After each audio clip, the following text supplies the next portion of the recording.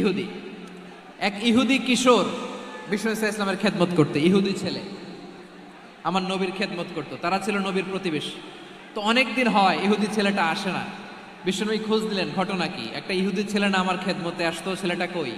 খোঁজ নিয়ে জানলেন ছেলেটা অসুস্থ। বিষ্ণু ইসলাম ওই ইহুদির বাড়িতে চলে গেলেন ওই ছেলেটাকে দেখা করার জন্য, ভিজিট করার জন্য। সুবহানাল্লাহ পড়বেন না?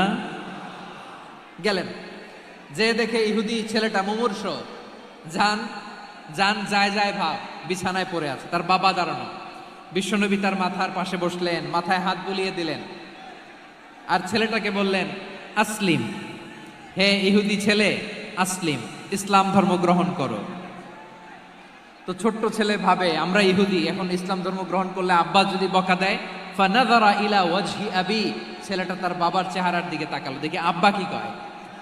আব্বা যদি বলে তাইলে ইসলাম ধর্ম গ্রহণ করবো। ইহুদি ছেলেটা তার বাবার দিকে যখন তাকালো, ওর বাবা বলে, আতি আবুল কাসিম, আবুল কাসিম যা বলে তাই করো। আবুল কাসিম হচ্ছে বিষ্ণু ইসলামের একটা কুনিয়াত, উপনাম। আমার রাসূলের বড় ছেলের নাম ছিল কাসেম। যেমন দেখবেন আমাদের এলাকায় কারো ছেলের বড় ছেলের নাম যদি হয় আব্দুল্লাহ, এরা আব্দুল্লাহর বাপ বলে ডাকে। কারো বড় মেয়ের নাম যদি হয় ফাতেমা, এরা কি ডাকে? ফাতেমার বাপ বলে না? তো বিষ্ণু ইসলামের বড় ছেলের নাম ছিল কাসেম। ইহুদি বাবা বলল, আতি আবুল কাসেম, আবুল কাসেম যা বলে তাই শোনো, মানে মোহাম্মদ যা বলে তাই শোনো।